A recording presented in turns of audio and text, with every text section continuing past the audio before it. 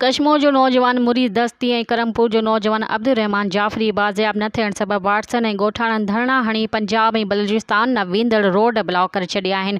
ॿिन्ही नौजवाननि जी बाज़ियाबी लाइ ॾिनल मोहलत ख़तमु थियण बैदि बि बाज़ियाबी न थियण ते वाटसन ऐं ॻोठाणनि पुलिस जी कारकर्दगी ते बेएतमादी ज़ाहिर कंदे सवाल उथारे छॾिया आहिनि।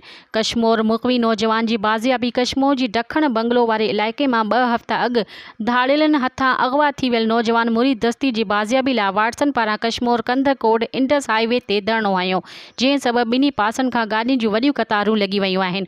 वाटसन मूजिबि पुलिस मुग़वी नौजवान मुरीद दस्ती जी बाज़ियाबी लाइ सिर्फ़ ठल आसरा ॾेई रही आहे। पुलिस पंहिंजे एहलकारनि खे बि अगवा थियण खां नथी बचाए सघे, जेको पुलिस जी कारकर्दगीअ ते सवालिया निशान आहे। मज़ीद ख़बरनि ऐं तफ़सीलात लाइ विज़िट कयो असांजी वेबसाइट www.awamiNewsHD.com ऐं ॾिसंदा रहो अवामी न्यूज़ HD।